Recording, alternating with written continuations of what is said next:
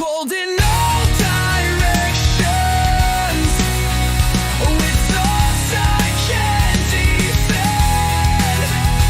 Hello, ladies and gentlemen, and welcome to episode 2 of Beyond the Music. My name is Mike Larkin, and joining me, as always, for this second edition, he is the man behind Captain's Revenge, the man behind the Max Wrestling Podcast, the Cap himself, Dazzy Lea, Dazzy Dangerously, my homie. How are you, Dazzy? I'm good. It's episode 2. I didn't think we were going to get a second episode. Well, I mean, it's not like I intended to stop after like 2 albums, but it was supposed to be just to promote Captain's Revenge, and now we're continuing to promote Captain's Revenge. Hell yeah, man. I mean, when you think of what you're doing with the music vibes, too, how can you not? I mean, it's your story. You're telling it. I'm going to tell you something right now. This guy and I have been knowing each other officially this month. Has been 9 years. And to see your journey to where you have been through podcasting and music, it definitely is a sight to see. You got a new album coming out this Friday, World's End. I did get a chance as well to get an early little clear vibe to it. And I got to say, y'all are in for a treat. Because Dazzy, with what you've been doing with this, and we'll get into clarity in a second, but the emotional roller coaster ride that you're taking everybody through has been awesome, man. Yeah, don't tell Feeney that you had a preview of the full album, because he's already salty. But he's only heard a few tracks. No, sorry, Feeney. Sorry, Phoenix. Feeney. What's up, Craig? Mr. Feeney. Mr. Feeney! I'm so glad we're calling him that now. Anyway, Craig, we love you. But no, I look at it from this album too as well. I'll even start out by asking you this, dude. Like, how awesome is it to see, I mean, pun intended with the name Clarity, from where you are now with World's End, and we'll talk about the songs and everything, but the journey of just your growth from where you were to where you are now, man. You've been through a lot, and you've come out on the other side, my dude. Yeah, and of course, that's the beauty of music. You can pour your whole life into it and tell your life story through music, and whether it's good or bad, life events obviously inspire music. I didn't expect to be doing 4 albums in the space of 12 months, but obviously a lot of shit's happened. Very true. I was going to compare it to, it's like when the Insane Clown Posse released like 12 albums in like one flipping year. Like I'm gonna start. Okay, that makes me feel better. Well, come on, man. Like you had, come on. Like from '99 to 2000, they're beefing with Sharon Osbourne. They're beefing with Eminem. Oh, by the way, we're going to start a wrestling promotion. Oh, by the way, here's another album. Fuck yourselves. Like that was literally the Insane Clown Posse. You don't beef with Sharon Osbourne. Oh my God. Well, first of all, rest in peace to Ozzy, as he is wearing the classic T-shirt right there. Rob, Nicola, and I were talking about it on the last episode, and Dazzy knows where I'm going with here. Besides the Insane Clown Posse, the clip of her and Megan Hauserman from the Rock of Love Charms, yes, with a drink on her. Oh, dude, you don't mess with Sharon. Like, Sharon can take insults about herself, but don't fuck with Ozzy. Don't mention Ozzy. You don't absolutely not mess with Ozzy. And I mean, when you think of Ozzy, I mean, we'll even mention that here. Like, with what we got to see how he transcended music, isn't it great to see not just the wrestlers? Because I know Bronwyn Billington, the daughter of the late, great Dynamite Kid, put up the photo from WrestleMania 2. Everybody's been showcasing I Don't Want to Stop from that infamous episode of SmackDown. Like, yes, how much of the influence as far as Ozzy as well goes into your music? Because from his festivals and everything, Ozzy was very deep. You could think of Mama, I'm Coming Home and everything that he's done from Black Sabbath, but he was very deep in his own right. Absolutely, yeah. We'll get into it, like one song in particular on the new album. But I put a post up, I think it was this morning actually, how Ozzy was a huge influence on my music taste. So I was like, I think I said it was before I hit double figures, so it must have been 8 or 9, maybe 9, going on 10. I had all my dad's old LPs, and it was Black Sabbath, Whitesnake, AC/DC, Iron Maiden. So that was that genre, that generation was very much the foundations of my music taste, which is obviously built onto Linkin Park, Metallica, Shinedown, Disturbed.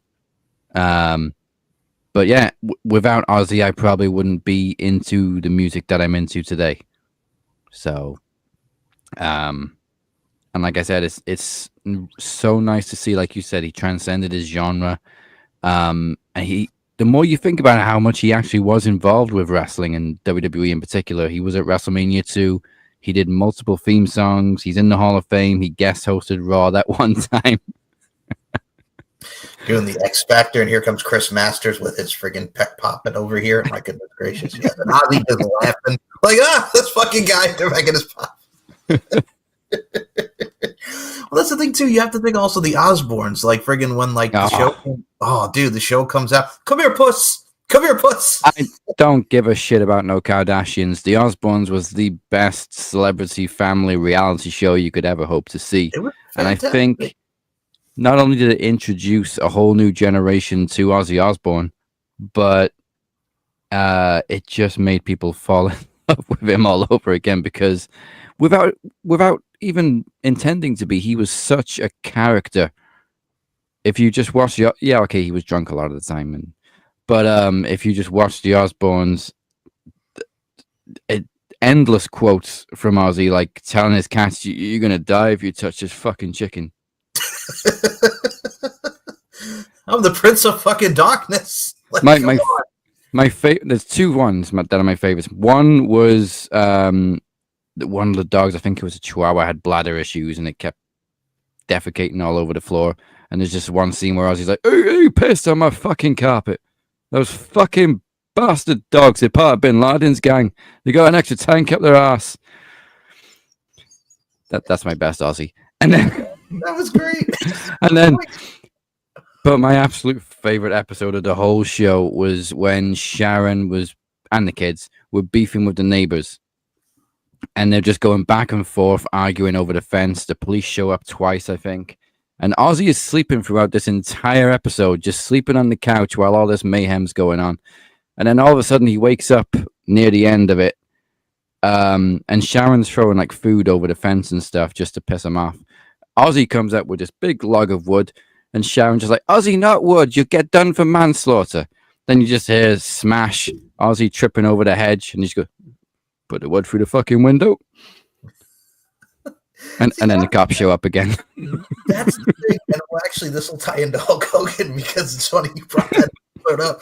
Is remember the episode of Hogan Knows Best where they're beefing with the neighbors, and then Linda has to go to court because she has all those animals. But I'm like, what the hell do you expect? Like, you got a chicken, you got a fucking dogs, cats, birds, and everything. What the hell do you expect? You got like fucking 25 animals. You know what? Hogan Knows Best was okay. It wasn't. It was not bad. Absolutely. It was okay. But the Osbournes is head and shoulders above any reality show I've ever seen in my life. I think when you think of the Osbournes for me, because that was the same year of Goldmember. Boobs, yeah. Ozzy. These fucking filmmakers just fucking boobs. They're using the same joke as the last Austin Powers movie. It's so good. But that's the thing too, man. Oh, do I even dare say Little Nicky? You could do it, Ozzy. Bite his fucking head off. Ozzy should have made more cameos. Oh, God, yeah. He was a natural actor, to be fair to him. This is very true. I mean, when you think of it's like when Ted Nugent was on Miami Vice and he played like the biggest dickhead ever to John Johnson in that episode of Definitely Miami. And Ted Nugent, you say what you will, but God damn it, he played such a great heel. That's what I'm saying. A lot of these depth characters.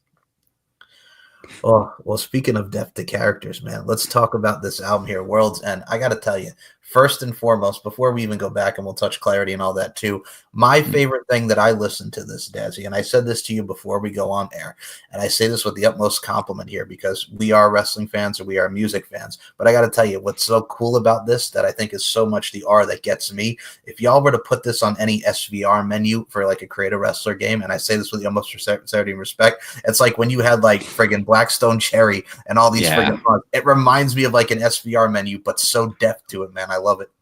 The soundtracks for the SmackDown games used to be so much fire, and now I don't know a single thing that comes on. I mean, Wiz Khalifa's fine in 2 Chainz, but nothing will ever beat Big Train Rolling Down the Line, Makes Me Lonely. Like, come on now, man.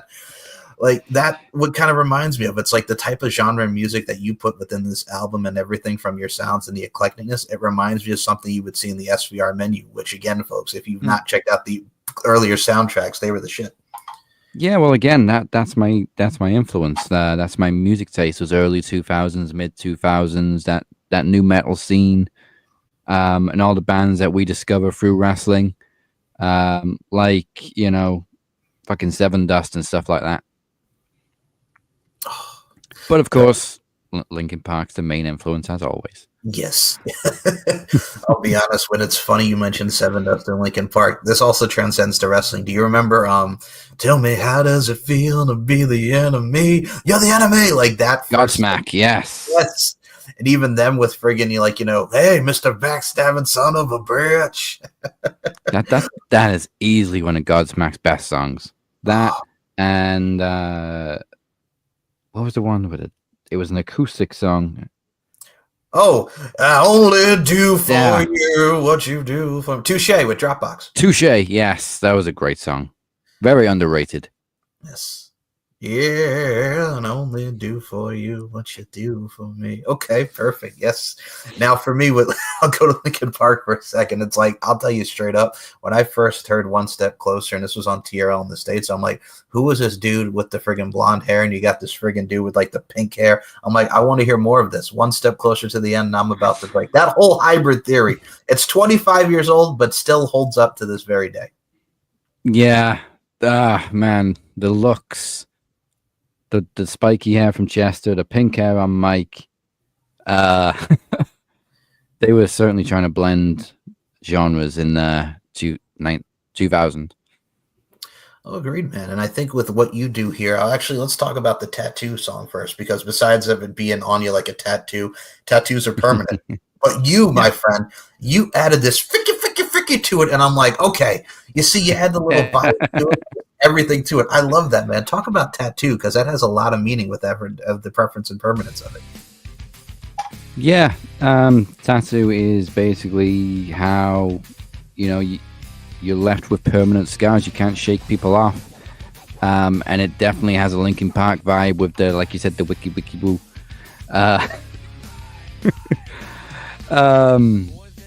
To be honest, I think that was the hardest going song on the album when I wrote it, and then I wrote the one that comes before it, which we'll mention in a sec. Oh my god! But what I like about Tattoo is how it fades. The ending of the song cuts, and then it sort of blends perfectly into the next track, which is the bridge. But Tattoo is just from a standpoint of being, you know what, you can try different things, but you can't forget me. You think what's great about it too is, as well as, I think that just message right there that goes to everything we've all had, the good ones and the bad ones, as far as tattoo and its arts. But like Papa Roach once sang, our scars remind us, so to speak. So you have that nice little element of what we really get within today's genre of music. But for you, man, he mentioned it the one before it. I'm just going to say it because I was not ready for this. I really wasn't, because you start with the intro and it's therapy. And like that is like very cool. It has the vibe to it. And I'm like, okay, where do we go from here? Because the intro sets the tone from the album, from the music and the vibes. But then you get, oh my God. So the name of the song is Hands Up If You're Fucked Up. Wow. I found myself raging. I found myself headbanging. Dazzy, let's talk about this, because hands up if you're fucked up. Holy hell, dude.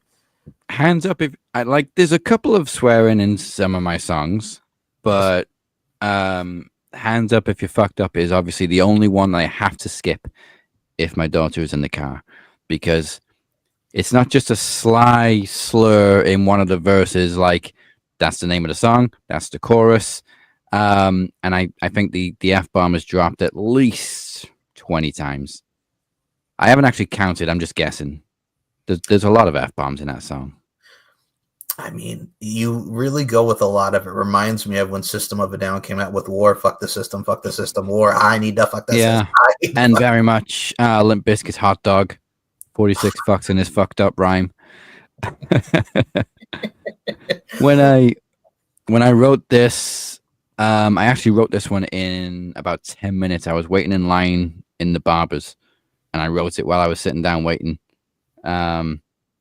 And as I was writing it, the only thing I was picturing was a mosh pit. And that's why when you get to the bridge, the line is hold on, hold, and fucking go.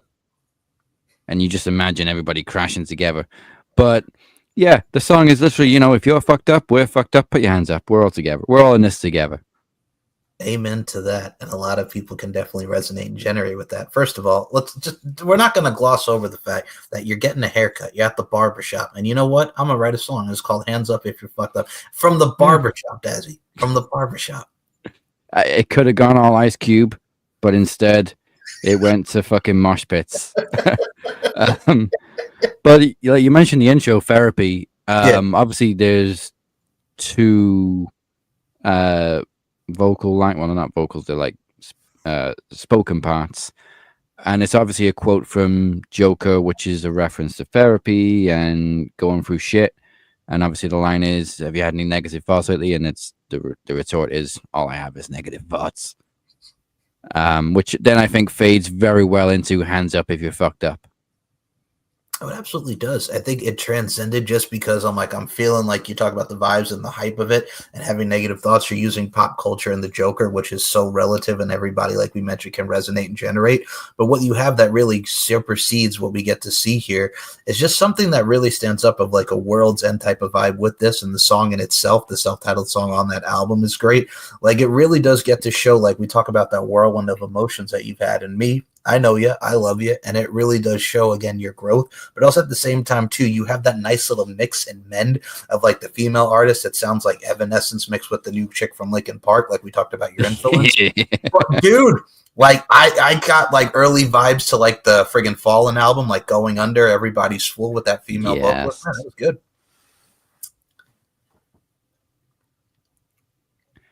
Yeah, I have a lot of fun with the back and forth vocals.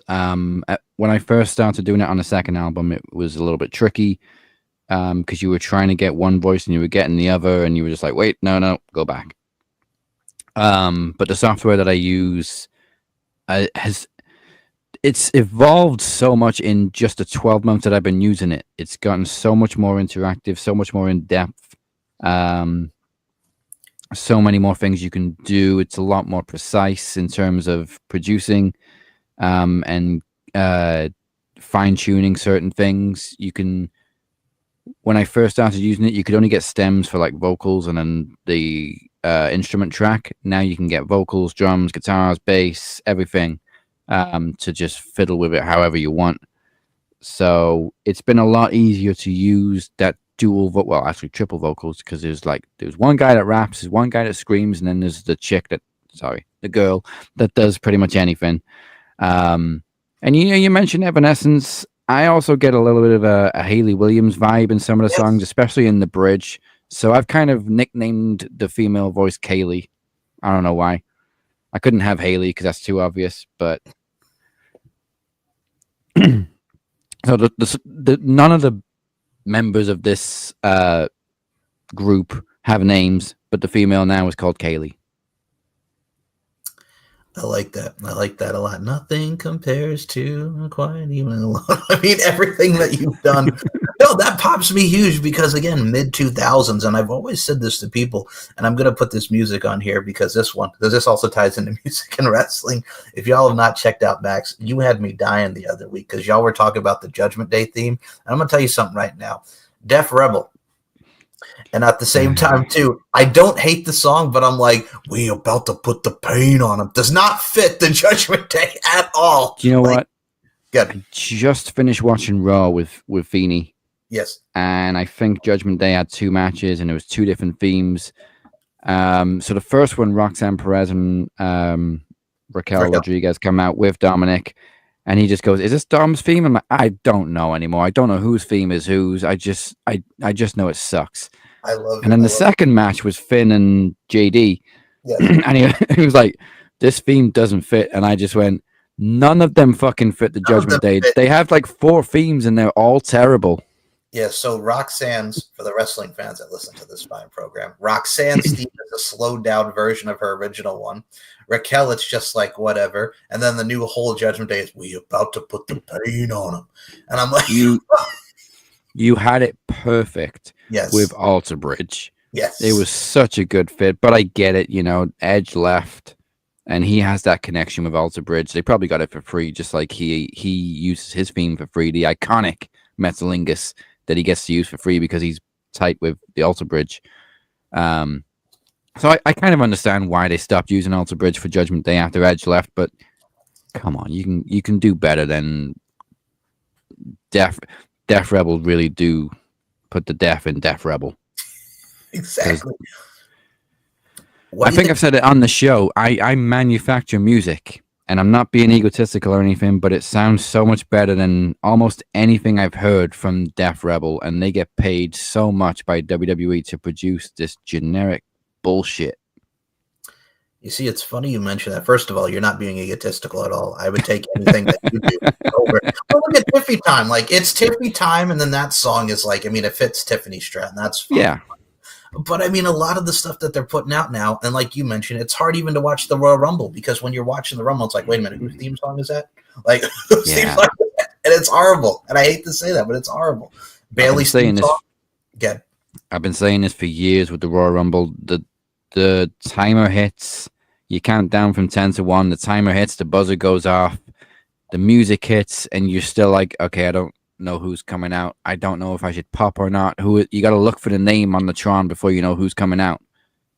And this is like 5 seconds into the music. You're supposed to pop as soon as the music hits. That's how the Royal Rumble works. But you can't do that with Def Rebel because you don't know who the hell's music belongs to who. Like friggin' what's her face? Friggin' Bailey's is just role model. And I'm like, okay. Like, we had some great themes. Now a mix of Roman Reigns' old theme and The Rock's theme. That actually fit Bailey. Yeah, it did. But I get it. You're trying to get with the times. But here's a plus. We don't have Travis Scott anymore, so that's a plus. That's a plus. Thank you. Fane. Thank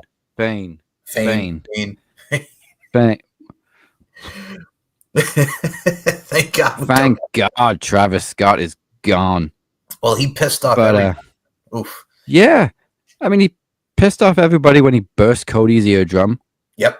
Pissed off everybody that watched WrestleMania because of that stupid theme every 10 minutes. There wasn't even a song. It was just Fane. The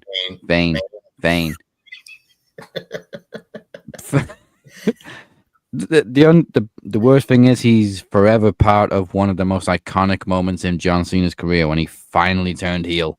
And unfortunately, Travis Scott will forever be attached to it. I think Nikola's Freeman. Why is this tosser in the ring? Literally, Nikola was the best about that. Very much a tosser. Very much a tosser. Well, I will tell you what is not a tosser, and something that you should not toss away is World's End. And I'll be like how I did that. Boom. So we'll go to another thing I got to talk about here. You did Plot Twist, and it has a piano version and the normal version. I got to say, what I liked about the title of this is that was also very cool when you also had the female vocalist in this too. It reminds me of something like we all go through it, not just because it's now the new Hardy Boys finishing maneuver, Plot Twist, which I think is also very cool that they did that. But it also makes me think of just everything, the twists and turns, the topsy-turviness of life. Can you talk about Plot Twist, man? Because both versions, even incorporating the piano and all the different instruments, really adds a nice little element to it.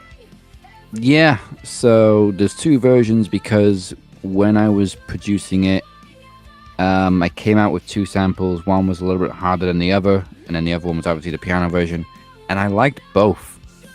So both of those samples was just the first verse and then the chorus. So I finished the standard version first, which obviously has that impact when it gets to the chorus and the voice gets a little raspy, and you know. And then I still really liked the piano version because it was just like the polar opposite of the epicness you get from the standard version. So I went back and then obviously worked from the chorus, and they kind of, it's like alternate dimensions, not parallel universes is a better terminology for it. Like they start off the same and then they kind of fork off in different directions, but ultimately they're the same song, just with a little bit of a different edge. And obviously the song, is about you never know what's coming. And it hits me a lot too, because for me, the emotional roller coaster ride, and that's what's great about wrestling music, it's storytelling. And I mean, one other one I have to mention here, because I saw the video that you put on the last Mac special of it. Holy hell, man. The Traitor, I About Died. Number one, just because everything fits so well and so perfectly from the presentation.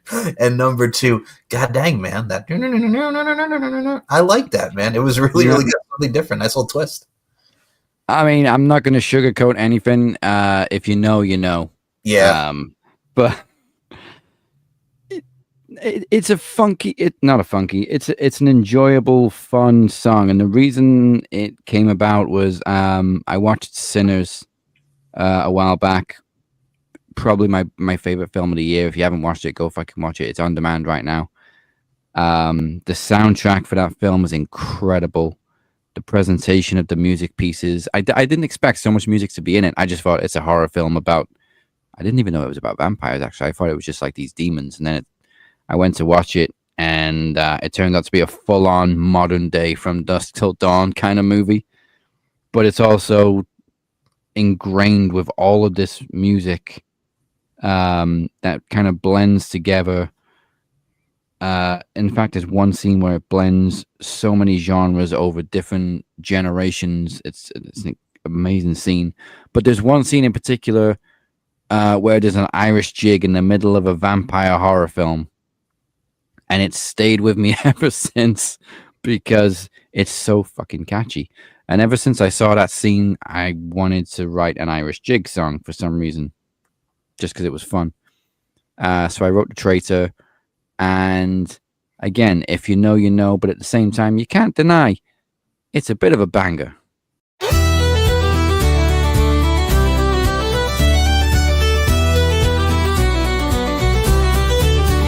Oh, the night was aglow with the moon hanging high when I met me own brother with steel in his eye. A handshake he gave me, a smile cruel and thin, but the dagger was hidden neath the cloth of his grin. So lock all your windows and lock all your doors. The traitor walks free while me blood stains his floor. He sang me a toast and he drank to me name, then sold me in silence without an ounce of shame. Oh, we sat side by side and we told tales of old, but greed is a worm that can feast on the soul. I ne'er saw the blade as it flashed in the night, and he traded our bond for his selfish delights. So lock all your windows and lock all your doors. The traitor walks free while me blood stains his floor.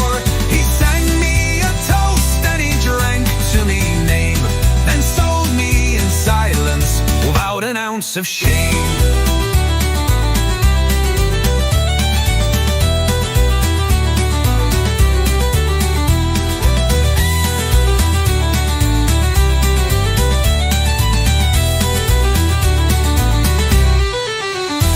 So lock all your windows and lock all your doors. The traitor walks free while me blood stains his floor. He sang me a toast and he drank to me name, then sold me in silence without an ounce of shame.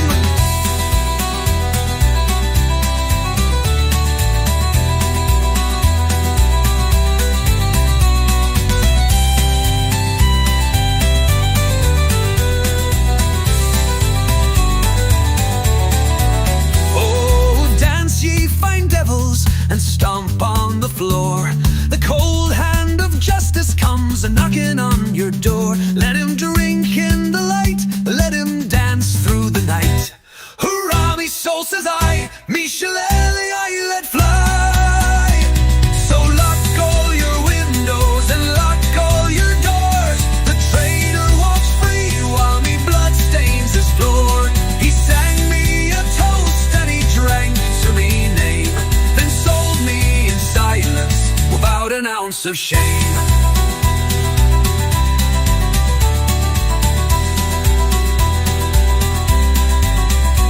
Oh, dance ye fine devils and stomp on the floor. The cold hand of justice comes a-knocking on your door. Let him drink in the light, let him dance through the night. Hurrah, me soul, says I, me shillelagh I let fly. So lock all your windows and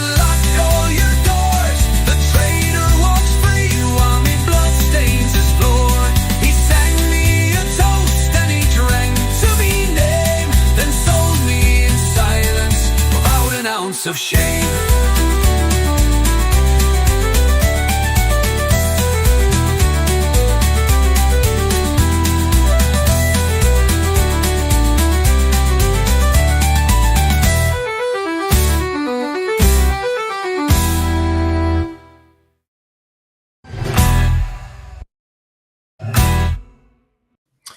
Very much is. I mean, you added that element to it, and I mean, for taking something that is a shitty situation, it kind of reminds me like with your last album where you had Snake in the Grass. Like, it's a very if you know you know track, but it implies a lot of things that people have gone through.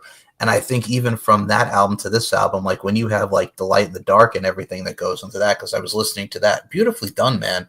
And I look at it from a stance like this, from everything that you had from the light and the dark, that just takes you out of where you were to where you are now. I know that song obviously really means a lot to you, Desiree. Yeah, and again, if you know, you know. Yeah. Obviously, I had to write a song like that for obvious reasons.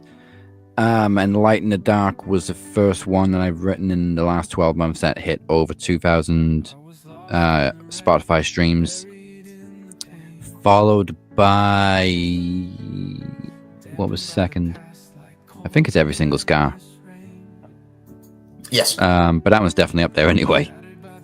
But yeah, Light in the Dark is pretty self-explanatory, and it's about moving on and finding that spark again, I guess. But the thing is, Light in the Dark is in the middle of the album, and then The Traitor is after it. So I had to kind of find something to bridge between the two of them, because they're very different songs, they're very different moods. So I put in that little intermission, which kind of fades from that piano piece at the end of Light in the Dark, and then you slowly hear the fiddles joining in, and all of a sudden it turns into a little bit of a jig, and then it jumps straight into The Traitor.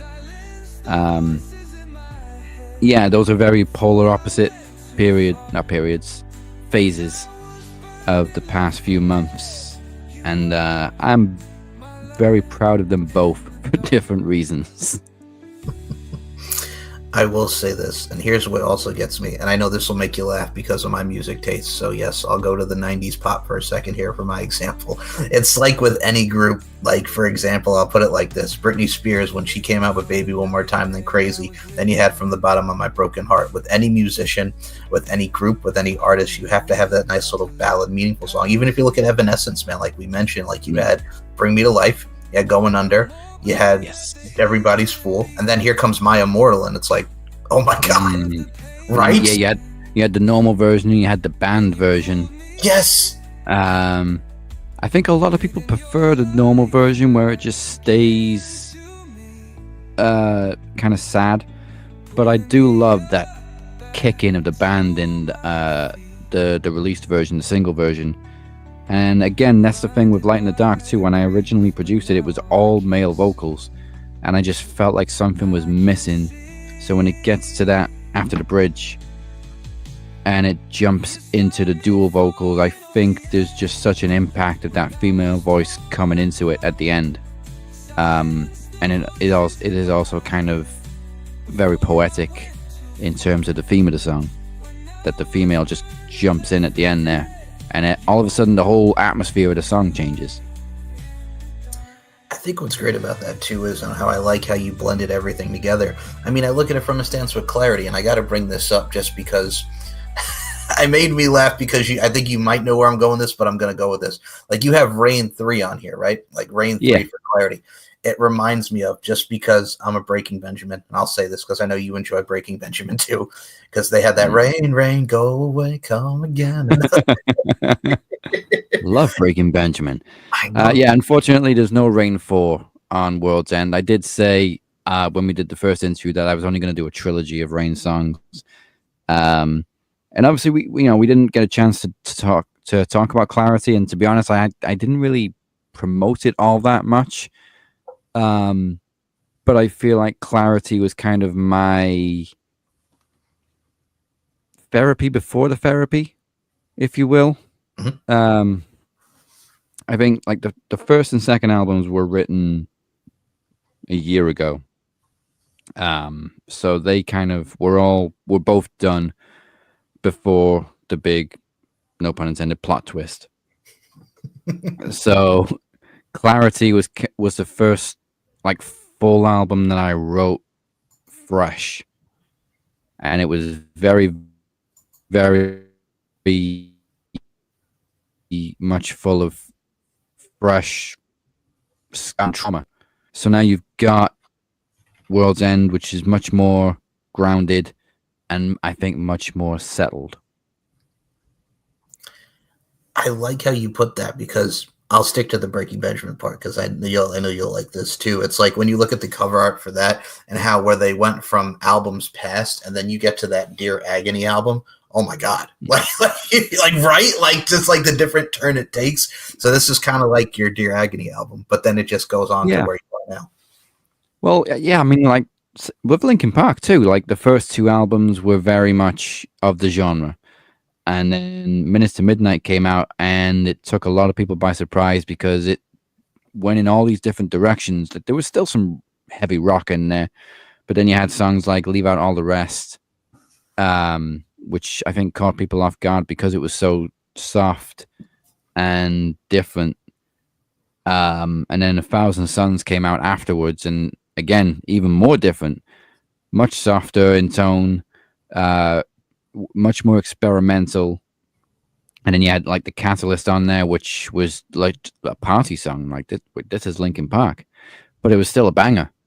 And I was one of those who never really looked at it and was like, this isn't Linkin Park. Like I always listened to every different direction they went in and thought, you know what, this is great for what it's meant to be. Like they're experimental and it's a good experimental. You don't have to like it, but I'm very much open to, I guess, different genres. Maybe not all of them. There's some genres I cannot fucking stand. Like fucking Clubland can fuck off.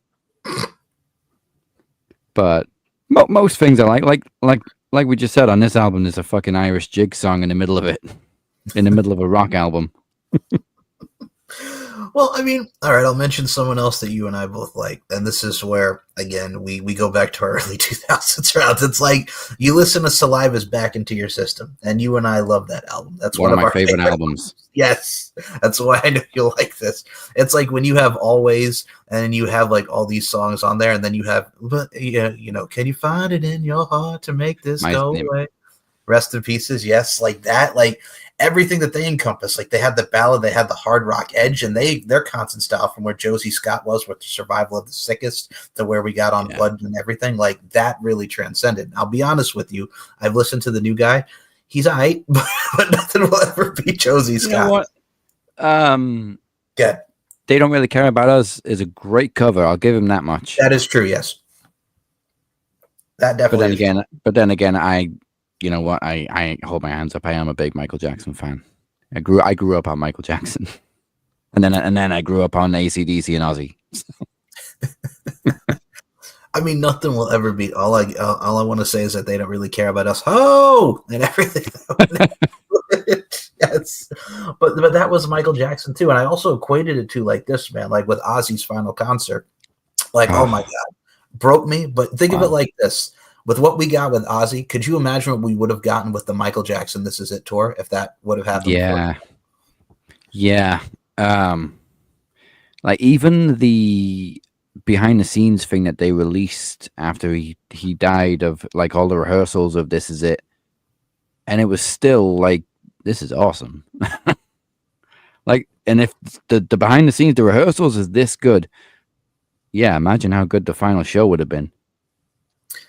But that's the thing too. I mean, even for the movie that it was, and even Ozzy getting to do what he did and just going through it, like I look at it like that's the amazing part about what we do as far as the craft goes and every facet of life that we are involved in. And I mean, I'll even say this to you, like perfect example is one of the songs on your latest album coming up is Time to Shine. I love that album. It's very motivational. It very just goes up to it with as far as the song goes. It really hooks me, man, because it really does hit you right in here. Talk about Time to Shine, because that really does elevate a lot of people to where they want to go and just everything. Time to Shine. I don't even know if that was meant to be a full song. I wrote the first verse and the chorus because I wanted to write something like that for Promomania, because we had Promomania 10 in April, and there was nothing really on the Clarity album that had just come out, I think, that really encompassed that annual pride that we have from like Promomania, WrestleMania, the big events. So I started writing Time to Shine, like just enough for the video package. But obviously I liked it so much I had to extend it and turn it into a full song. So obviously Promomania came out before that song was finished. And then I finished it and then released it as a single. But yeah, Time to Shine is... I don't know what song to compare it to. I think it has a bit of a Shine Down feel to it. I can feel that as well, because Shinedown, when they had Sometimes Goodbye is a Second Chance, and then they had songs like, Save Me and everything like that. It's like a mixture between that, but also a nice little blend between those two great songs. Like you kind of mix with Time to Shine. Yeah. And then, yeah, like you said, it is inspirational in a way.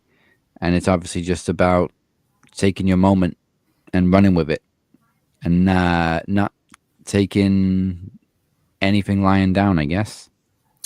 I mean, then you go from that, then you have Coming Home, and I'm not talking about like Mama, I'm Coming Home, which I love. Well, yeah. It's funny you say that, because I will absolutely admit that song was inspired by Mama, I'm Coming Home. Okay. All right. Fair enough. I think you can kind of see that a little bit, yeah. But I wrote that while I was recently on holiday, and it's because I wanted to write a song about coming home. And we mentioned the Osbournes, and one scene that has lived rent-free in my head since seeing it was there was an episode where Ozzy was on tour, and as he was coming home, there was a shot of the plane coming down, and they obviously played a clip from Mama, I'm Coming Home, and I thought it was just a great symbolism. And that's the only image that I had in my head while I was writing this song. So it was very much a tribute to Ozzy before we lost Ozzy, because this was written in May, and then we lost Ozzy just a couple of weeks ago. The timing on wow. Yeah, the time. I'm glad I did this song before Ozzy passed, because I think that would have been a little bit of a cliche. So I'm glad I got to write this song that was inspired by Ozzy and Black Sabbath before we even knew we were going to lose him, because I mean I know he's had this illness for a long time, but like it still kind of came out of nowhere, because like you said, we had this concert a few weeks ago and then he passed. I think it was 19 days after the show. And obviously the tributes have flooded in, so again I'm glad I got to do this song while we still had Ozzy. You know what it is too that also got me, because we got we had 4 deaths in 1 week. We had Malcolm Jamal Warner, which that was horrible, like him drowning, that just broke me. And you got Ozzy, another one, and then you have Chuck Mangione, and then you have friggin' Hulk Hogan, and I'm like, what in the hell, man? I mean, Ozzy and Hogan were bad enough, like the 2 household names that both transcended their genres and their industries. And like you couldn't really go out onto the street and find somebody who didn't know Ozzy Osbourne or Hulk Hogan, and we lost them both within a week. That's the thing. It's always just cherishing one another and just really just take it in those moments. I mean, no matter what field you're in or whatever craft you're performing, you leave behind a legacy. And I will say this, speaking of legacy, we're going to talk about this one over here, Mr. Captain. Let's talk about your legacy here before we go into our closing thoughts here. Your legacy thus far for where you want to go. And the reason why I put this in, I love asking this question, Dazzy Dangerously. What are some of the takeaways and what are some of the things that you've been grateful thus far within your music tenure? I guess don't doubt yourself, because again, I didn't expect to write 4 albums in 12 months, but here we are. And I'm actually halfway through a 5th already too, before this one even comes out. Sorry, I can't stop writing. I think it was the same on the first episode. We were promoting the first and second albums, and I was like, "Yeah, by the way, I've written the third one." I'm like, Jesus, like that was what I was saying. I didn't even said that to you. I'm like, my God, man, do you like not put the pen down? No, I know, and I think this is why I didn't really promote Clarity as much as I should have, because by the time that released, again, I was halfway through this album, so I've tried to promote this one a little more, and I've tried to slow down a little bit on writing the next album, but it is like half done. Maybe I'll slow it down a little bit more and look towards 2026, because again, I've had 4 albums in 12 months, 3 this year, including this one. So yeah, I don't know what else to say other than, as a Joker said, well, I mean, I do it for free, but if you're good at something, never do it for free. But I do it for free. It's been nice seeing the growth though. Spotify climbs up, YouTube does all right, SoundCloud does all right too.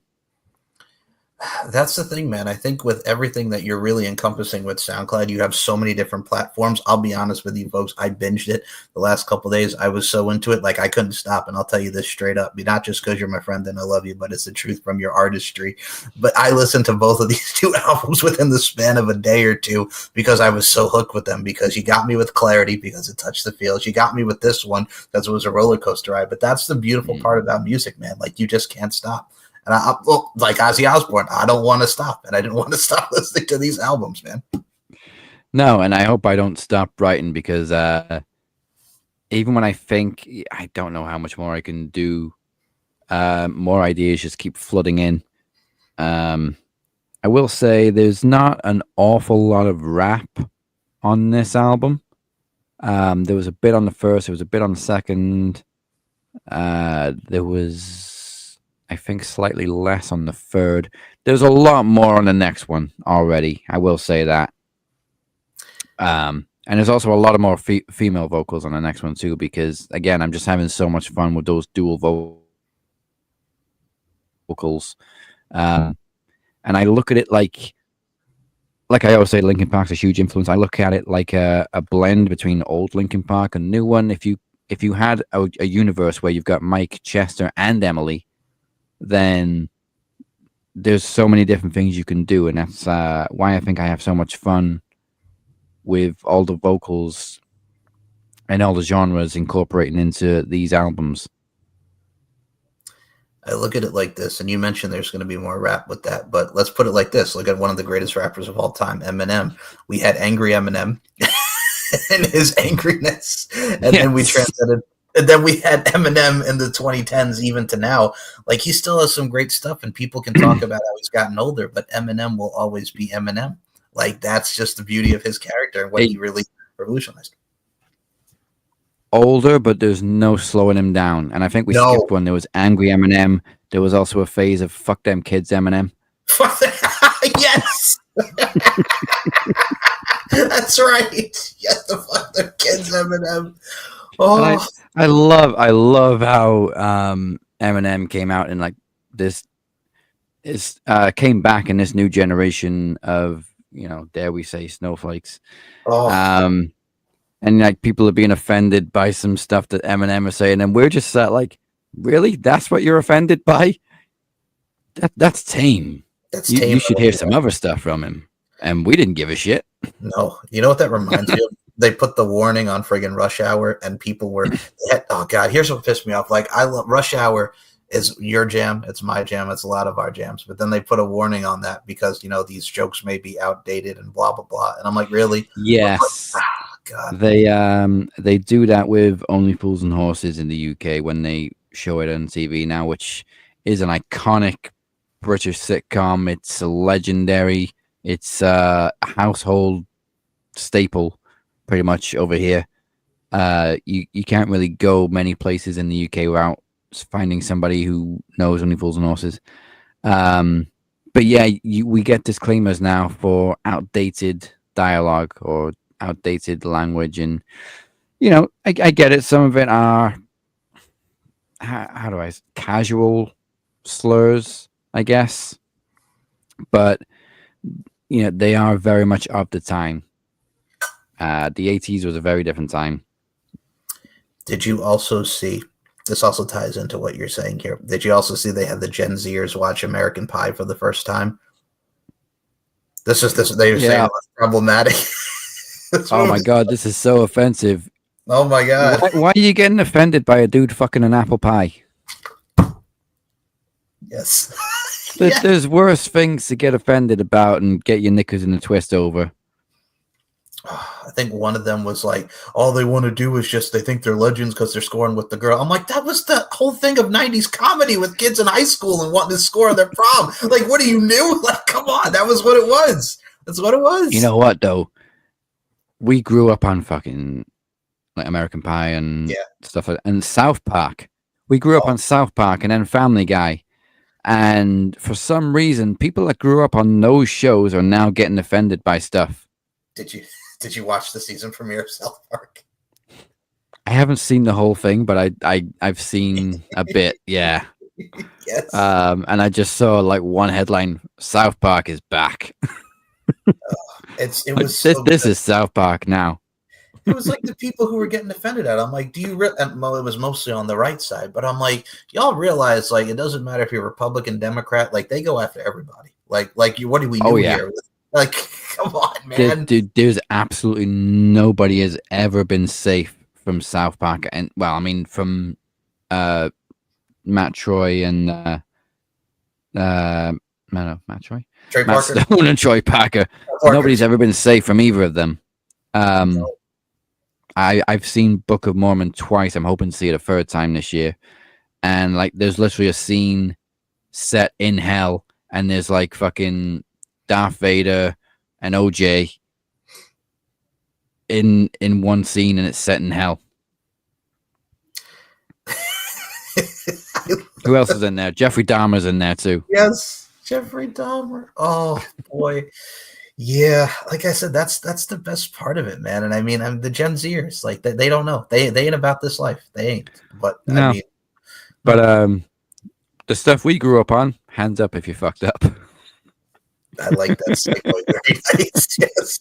So I got to bring this up to you as well, just because, again, he knows my music taste. Did you see what UK group came back for a reunion after 20 plus years? No. 5. Baby when the light. 5. Yeah, 5. That's what I had to phrase. At least it's not Blazing Squad. I don't think they can find everybody in Blazing Squad to reunite. Well, how could... All right, well, we'll use the same argument. How could they find the people in 5? My God, I saw their documentary years ago. What the fuck? Everybody was so fucking drugged out, bro. Blazing Squad reunited here in this town, like, oh man, I want to say 15, maybe 20 years ago, and they got egged. Oh my God. Nobody wanted to see them. It reminds me of like, and God rest his soul, Paul from S Club 7. They were going to do that reunion, then he passed. Oh, that broke me too. Oh, I like a bit of S Club. Did you? I got to find it. Somebody, and you know how you can find anything with YouTube now, just because everybody uploads everything. Somebody, and I got to give. I forgot your YouTube channel. And I apologize. Somebody uploaded the whole first season, the whole 7 hours of Miami 7.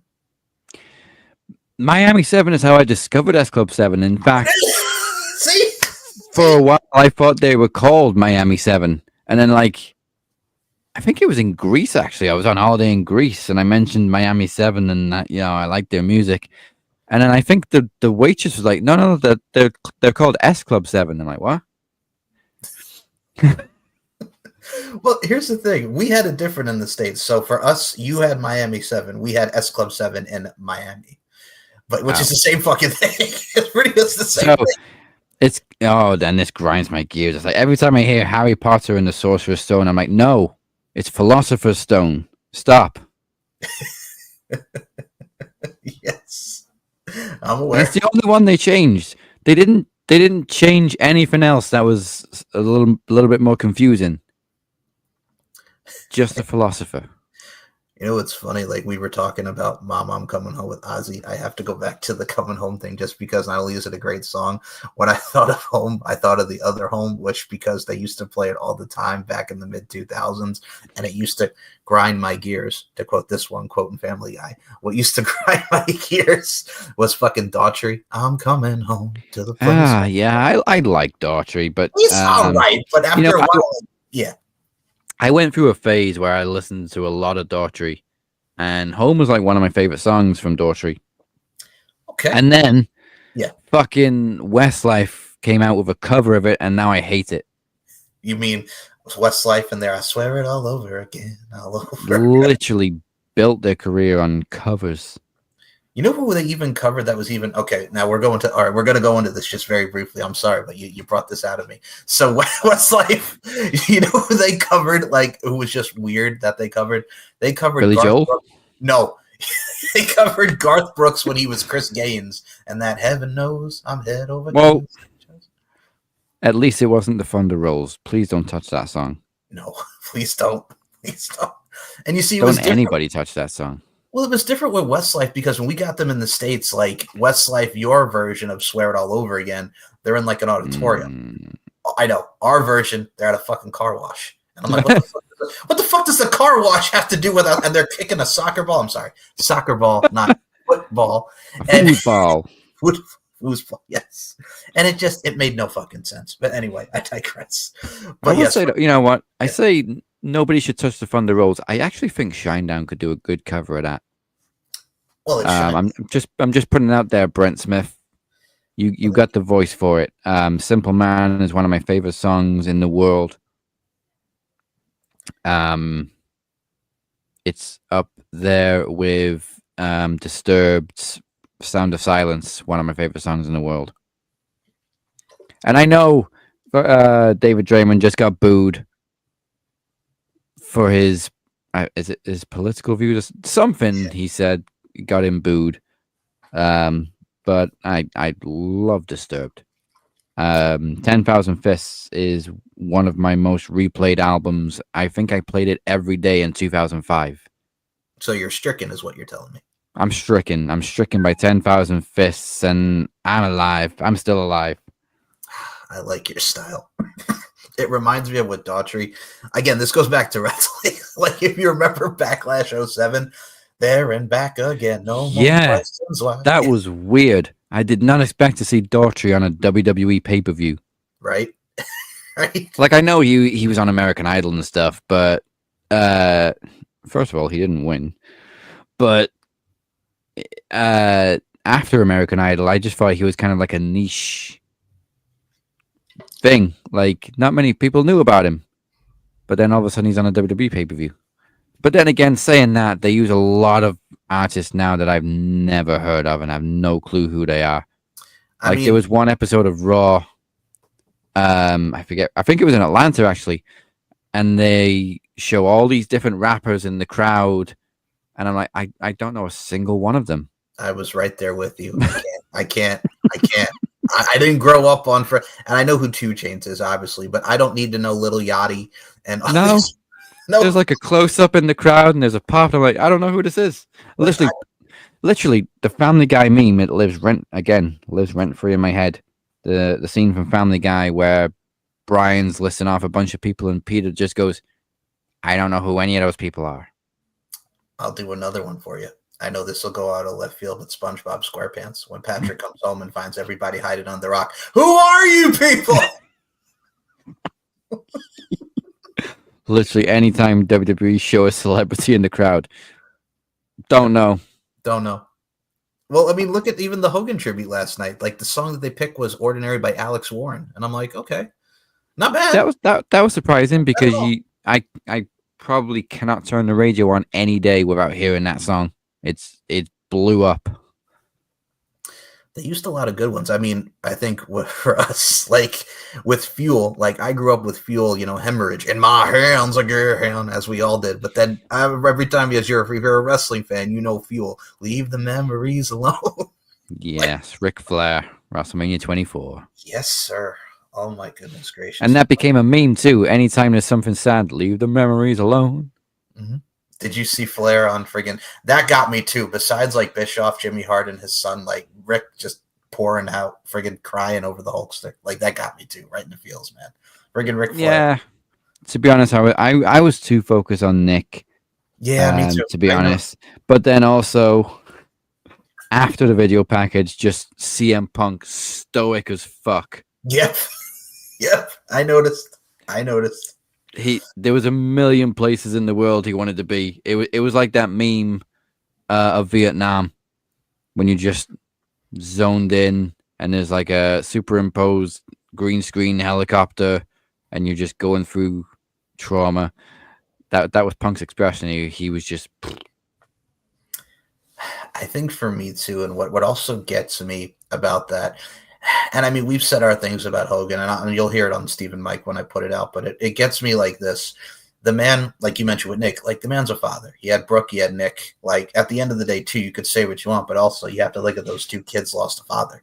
Like that's the main thing in the family. And I mean, yeah, I think we take the good with the bad. Yes, there was so much negativity around Hulk in the last decade. But like a lot of us have said, and like a lot of us are probably gonna say in these tributes, he did so much for wrestling. We wouldn't be talking about or probably watching wrestling if it wasn't for Hogan. He literally laid the foundations with Hulkamania to make wrestling what it is today. There is one other movie I do have to mention that he was in. Suburban Commando. That too, Mr. Natty Thunder Paradise. But the one that always made me laugh was Muppets in Space. Oh, Hollywood Hulk Hogan. Hey, brother, I'm a bad guy now. I'm going to say The Three Ninjas 3. Yes, that too. Okay, perfect. I like it. I like your style. Okay. I love The Three Ninjas. Although 1 and 2, yeah, the third one with Hogan, not because of Hogan, the third one was just a cheap cash in, like a lot of prequels were in the 90s, like Beethoven 3. Yes. Now for me, it's like it's crazy. Like you have the Naked Gun coming out with Liam Neeson, and I'm like, I don't know how I feel about this. No, and I like Leslie Nielsen, but I'm not super familiar with Naked Gun. I'm more Dracula Dead and loving it when it comes to Leslie Nielsen. But yeah, there's a lot of remakes these days, and Liam Neeson is also a little bit tainted last few years or so. You didn't take him or leave him, I guess.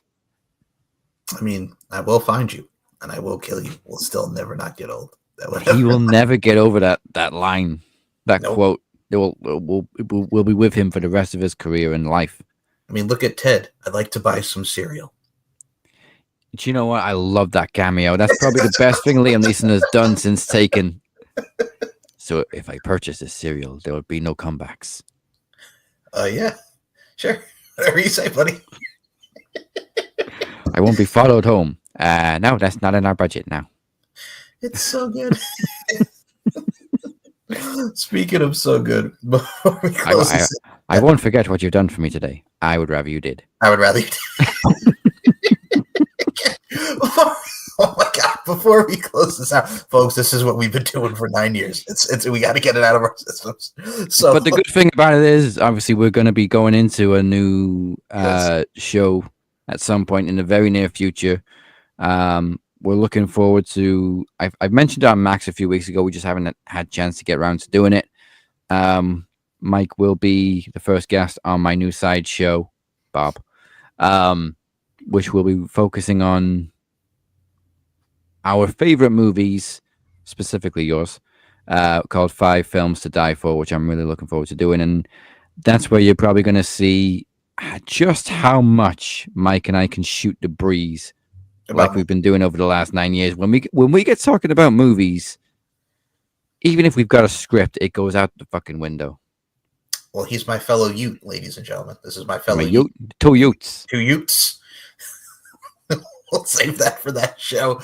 Now, if y'all want to do this, we're gonna do it up like a tip cup here, y'all. Captain's Revenge on the YouTube. Go out of your way and subscribe to this fine channel. As you can see in the middle there, our last edition of Beyond the Music, and so many great songs from the Captain. Links will be in the description below this on my YouTube channel, as well as this fine YouTube channel. Go out of your way and subscribe to Captain's Revenge. And now, as we get that over here, Dazzy, you have another thing coming as well this week with Promo Slam. What can we expect coming Thursday on Max?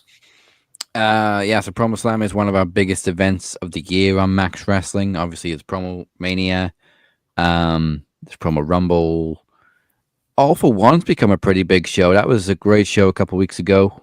But Promo Slam has had kind of a slow build.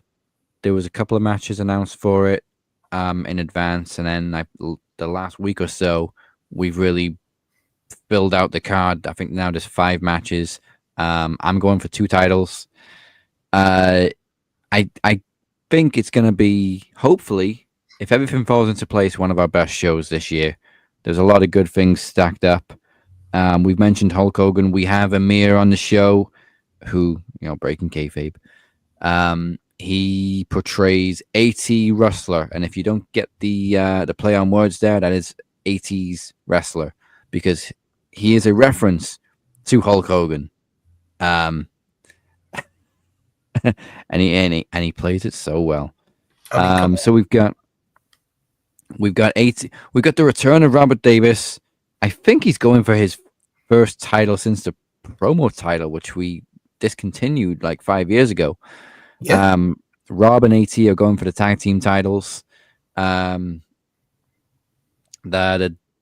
Chris Reid, I'm praying for you, because you're going up against Daniel Crimmins in a no holds barred promo exhibition. And if you are not familiar with DC, with Daniel Crimmins, he does not hold back. Oh no. There is absolutely no traffic cones or velvet rope on this guy. He's a promo juggernaut. If you have a single vein on display, he will cut it. I'm going for the Knowledge title against Teddy P. I'm also putting my Welsh title on the line, formerly the North Carolina title, formerly the Dual title, against Cypher's TV title. That's going to be a TV Rules promo match. Travesty is up against the Demoness for the world title, which nobody really saw coming. That came out of nowhere last week. And obviously, on top of all that, we're predicting SummerSlam, which is a 2-night event for the first time this year. And you know what? I'm really looking forward to SummerSlam, actually. And I gotta say, this is going to tie into music. I really wasn't looking forward to the celebrity tag match. But Jelly Roll has really won me over. Did you see his interview, Jacker? Fuck Logan Paul. I did, yeah. And you know what? I think it's the interviews that have won me over. Seeing how passionate he is, like we see celebrities involved in wrestling all the time, and we're just like, meh. But Jelly Roll is so into it, and you can tell that he's a genuine long-time fan. And so his promos are really good too. So I'm actually looking forward to this tag match now, much more than I thought I was. And I think he's really earned my respect by dropping 100 pounds literally just for this match. Much respect. He had me when he choke slammed him through Jimmy Kimmel's table on Jimmy Kimmel Live, so that even makes it worse. You know what though? Even last year, that choke slam was solid. I remember saying that was a sweet choke slam. But that's the thing. You have more people who are indebted to the business, and you could tell he loves it. Like, I'm looking forward. And plus, when you're training with Jacob Fatu and all these people at the Performance Center, you can tell he's really getting into it. Yeah. Really looking forward to it. And the theme song for Promo Slam is from this new album. Plot Twist is the theme song. And I think that ties into the feuds that we've had going on lately. Like the huge plot twist in that Buried Alive match we had at All For One, where the Kingpin got buried. Nobody saw the Demoness turning on him. I didn't see it coming. And now we've got a new faction called the CWO, which is Cross Worlds Order. Everybody's bringing out factions in Max. Oh, you Yeah, also forgot, literally an NWO reference. you forgot to mention the best part about AT Wrestler. Oh, you see the muscles even when I'm wearing a robe, brother. They're coming out the robe. Look at it. Look at it. Ah. If you notice, whenever AT Wrestler cuts a promo, obviously we have the nameplates on Max, so it tells you, who they are, if they're a champion or whatever. On AT's nameplates, it usually says something like AT Wrestler has 41-inch pythons, or a reference to Hogan. I love that so much. We have so many great characters coming out the woodwork with Max, and I look forward to checking out Promo Slam, as y'all should, on the Max Wrestling YouTube channel, and subscribe not only to Dazzy, but myself with S&M Network shows. You get some old school Max with Dazzy and God rest his soul, David Gillum, aka The Butcher, and so many great memories of the Max Wrestling podcast. My love for Rachel Riley, my Mikey Titan, and so much more that came within the Max Wrestling podcast. Such a great journey that I'm so happy to be a part of, and still even around, even as not as much as I was, but I appreciate you holding it down, man, and doing your thing. So for Dazzy, 10 years. 10 years, brother. Oh my goodness gracious. Yes, sir. So before we close this out, I gave y'all the YouTube for myself and the Captain's Revenge. Dazzy, promote as well. World's End, everything coming Friday. The floor is yours. Where can we check it out? Spotify? Go ahead, dude. Yes, World's End is out midnight on Friday everywhere, hopefully, because I released a traitor as a single on July 4th. And it released everywhere except for Spotify. There was some kind of delay. I don't know what it was, but it came out a week late on Spotify. But the album was approved a while ago, so hopefully there's no fallbacks on that, and it does drop on Spotify at midnight. But rest assured, in all likelihood, it will be everywhere else: YouTube, SoundCloud, Apple Music, Amazon Music. You can check out Clarity and the previous two albums before that right now as well, Distortions and Monster. There's actually two YouTube accounts for Captain's Revenge. There's one that I created, and then there's one that kind of feeds off of the music that gets released through all these different streaming services. You'll probably see the word topic next to it. They just upload automatically. Whenever I release something on streaming services, they upload automatically to this topic account. So you can find a lot of the music on YouTube anyway. And then Promo Slam is this Thursday. It's not a 2-night event like Promo Mania or like SummerSlam.